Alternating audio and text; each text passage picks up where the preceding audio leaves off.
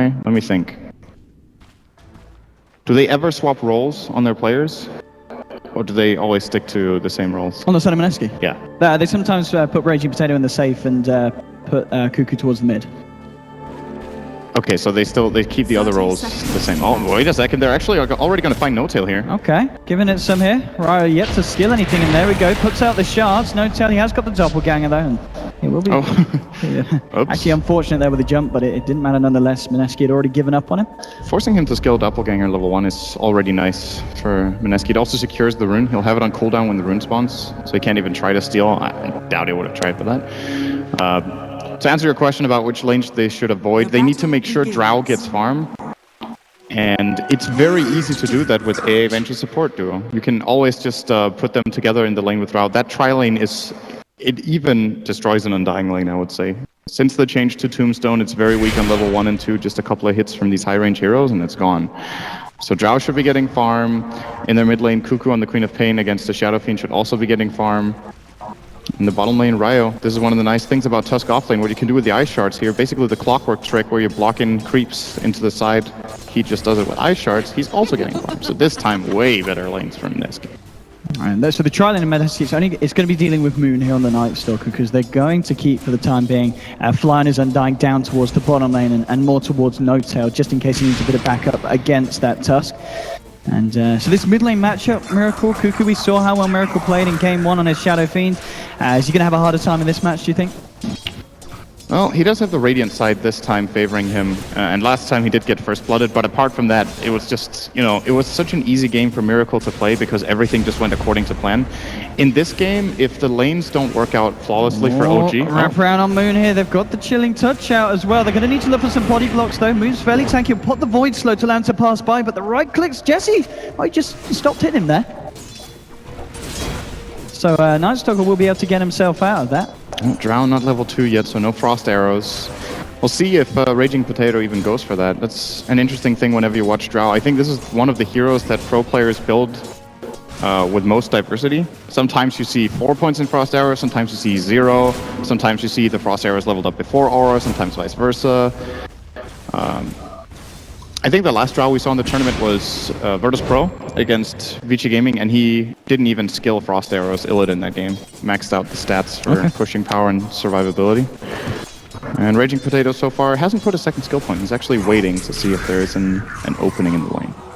Got it. Alright. He's been finding levels. Those are some pretty good Undying stats. Wow.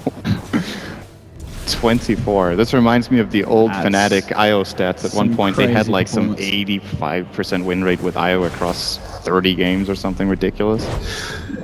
He's a good hero. Jesse Vash on this bench did come in from the side with the haste stream, maybe seeing if you could find anything, but of course it's always going to be really hard when you've got this Wyvern just sitting behind Miracle. They're going to go in and they're not going to commit or try and throw anything out because every time the Wyvern's around it's just going to be so hard to catch out the Shadow Fiend. It's not a kill that I think Mineski should even be trying for. The unfortunate thing is Kuku probably is aware that he's losing the lane. I'm actually very surprised that it's going this one-sided for Miracle. So they did rotate the Vengeance a little bit here, but rather focus on the other lane. Shadow Fiend is going to get farm anyway. I would mainly say if Mineski wants to rotate with their supports, either look to put some pressure on the PL in this bottom lane, or go and try to prevent OG from getting free stacks for the Shadow Fiend, and that's how you counter him out instead. Alright, Kuku having to be very careful at the raise. Really He's bringing him so low. He is incredibly close to the money for it. He doesn't want to walk through. Oh, the raise. Nearly coming through there from Miracle. He was going to survive it, but still, this is not good for Kuku at all. It should not be this. He even has Drow Aura. This can't go this well for the Shadow Fiend this early on. So Miracle doing a great job. Yeah, this is the time you want to be careful. And he does get away. Bottom lane, Ryo's in trouble. No-Tail with the body blocks. Look at him go. Stopping Ryo from being able to get away from the Tombstone. Fly getting the slaps in there. Shalance forward, and they should be able to get this one. First blood there.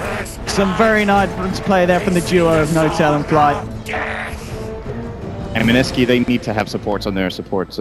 Did I just say supports on their supports? They need to have town portals on their supports at this point in the game. You're 4 minutes in, you're playing an offlane solo Tusk. It's obvious that OG at some point will try to put on the aggression. I think a TP from bench there easily saves him, or even the AA could have tried, but OG, they see an opening, they go for it and get rewarded.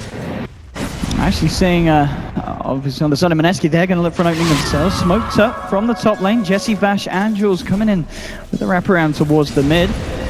We'll see if they can find anything with this rotation. As you can see, Miracle's come out fairly far, but Crit will be there with a corn embrace if necessary, and there we go. Straight up to Miracle, trying to buy him time. They've got Chilling Totem and still doing a fair bit, and Miracle's going to go down. They'll get the kill onto the SF, and they force back Crit as well, so a successful rotation there from Mineski. Nicely done. Yeah, Chilling Touch is so good in this early stage of the game. Even being able to do damage through the Cold Embrace is great. It's got him low enough that they could just kill him off with a Scream afterwards, but this opens up in the top lane. Very surprising to me that Raging Potato actually just stays this aggressively. It's so easy for Moonmeander. There's this a is void such here and another big city. kill. Salmon up, looking to fog in, but the right clicks there to cancel it. Bite his way through the trees. Moon gets the slow off, and the final slap will do it. And at the same time, down on the bottom lane, Fly and Noto are able to find themselves another kill. Mid lane, Kuku jumping forward. He has got a Sonic Wave. Will he be able to bring him low enough to use it? He's going to pop it anyway. He gets it. He gets a double kill. Kuku. A beautiful, beautiful combination of spells used, and literally must have just been enough to bring them down. That was an incredibly close Sonic Wave. That must have been an overkill of like 10 health on both of those heroes. That was very, very nice from Kuku. And they're going to need him to come up big in this game. He had a pretty weak start in the lane, and now they've recovered him very nicely. 3 kills, minute 6 on Queen always makes for a very dominating game. This hero can snowball out of control. And with the Drow just dying solo to Nightstalker, this offlane NS that was having a very hard game is already level 5 now for OG, so a very big play from Moonmeander, realizing he had that opening. This is really nice as well. Mineski continuing to smoke up, looking for something bottom. They'd love to find Noto, and Noto just walks into the magic missile of the face. Snowball to follow up. Have they got the control? He's looking for the doppelganger card, and he'll get it. The shards won't trap him, so Noto will be fine and is able to avoid that gank there from Mineski. I'm wondering if they could have killed him if they didn't snowball. They had a ward on that. Oh, wait a second. Okay, right. And a little bit of trouble, Moon. He's going to chase this one down with the slap. Just a little bit of Tombstone trouble as well. Jesse Vash is there, waving tear about with the decay. There is a snowball buying some time for Ryo, but he'll still go down there. Fly gets the kill. They're trying to look for more potential, but Kuku is there to back up the side. Scream comes out onto 2. Look at them diving, though. They found themselves a second kill. OG, they're looking for Jules as well. Kuku will take down Miracle, and he might be able to clean up Scream. Double kill for Kuku, and now he's going to look for Fly as well. Bowling up on the Queen of Pain. Fly's on his own. Kuku blinks forward, looks to block up the Undying. There's the triple kill as he goes absolutely Kukadoodle-doo. 3 kills there for the Queen of Pain, and he is really keeping Mineski in this game. He has all their kills. Crit! Oh my god, are you serious? I think he might get it. He's got him. He just needs one more attack. My goodness. 7 minutes into the game. Ultra kill for Kuku. Raging Potato will get away top, but this quick, I mean, he was in every single place that he needed to be at every single time. Someone made a joke after the last game that was Arteezy standing in for Kuku on the Ember? I think C2Y is standing in for him on the Quads. Some good stuff here from Kuku. 7 kills, 7 minutes. Insane. Look at his net worth. He is 2,000 gold ahead of the Shadow Fiend after being 20 CS down. He has 25 CS. And now they're looking for Noto. Oh my god. Oh, Kuku! Have some mercy! 8 kills before the 8-minute mark. This is... Yeah, give the man a rune. Let's see what he's up to next. Okay, It's the see what he Kuku show. gets. He is upset after last game. He's got something to prove. There must have been some talk in that team room. I mean, he's got a DD now as well. And this is going to be a very fast Orchid on the man. Top lane, Moon's trying to go in onto Jules. It looks like he's not going to get any help from his friends here as he will go down. Moon will be able to reset the aggro here with this tower. He's fine. Gets himself a kill up top. So even though the Kuku show is going on, OG are still managing to keep themselves kind of on level in terms of kills. Yeah, I think Moonmeander has played a very good game in this Nightstalker. His first death was understandable. It's a very difficult lane to play. And the few openings he's been given, he's taken full advantage of. So really looking for him to keep OG in this game, as Miracle is not in the kind of situation we usually see him in on the Shadow Fiend. 3 deaths, minute 8. They do not even have any stacks for him. I think he's already farmed them, so this mech that we're used to seeing from him sub 10 minutes in good games is very, very far away right now. This is really, I mean, it's a 700 gold lead. You would think, wow, there's a Queen of Pain with 8 kills. They're owning? Oh, he is owning. Make that 9 potentially here. He's going to actually TP out. He's out of mana on Kuku. Okay. Not great for the man there. Gives his streak away to Fly the Undying. Top lane, Moon might be in trouble, and he will be. Raging Potato comes through, so Mineski do find themselves a kill up top. But yes, unfortunately there for Kuku giving away his streak. This time he bit over a little more than he could chew. He's going to be happy that the gold streak went to Undying and not to the Shadow Fiend, because then he would have been very much back into the game. But still, it's one of the marks of some of the best players in the world is that even when they're balling out of control, they still don't drop the ball. And this time he just got a little bit too excited with his lead. It's, you know, you're high on adrenaline, you're absolutely on a roll, and you just want to keep it going. And he got a little bit too greedy there and gave OG a finger, and they took the hand.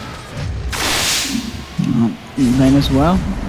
Jules just trying to find levels. Of course, does have level 6 now. Ice Blast is ready. Bottom lane, Ryo tried to contest the rune. He did get it, but No-Tail trying to chase this down. There'll be an Ice Blast coming through, but No-Tail's already backed up. Tusted eat the mango, ready to look for a turnaround stun if No-Tail came after him, but No-Tail playing the safer game here. And it's the way to go for OG right now, is playing safe. They need to buy time for Phantom Lancer. They need Shadow Fiend to get probably a mechanism in this game. Even though they're playing against an AA, I still think it's the right choice. It's obviously Ice Blast does counter all the healing, but either you can outlast it and then get a mech off, or you just, you know, don't get hit by it. Sounds easy, but it's still, it's the way OG can come back and win this game, is just playing it slow. They do have good counter picks for Drow. Both Night Stalker and Phantom Lancer can get up in her grill and keep her out of the fights.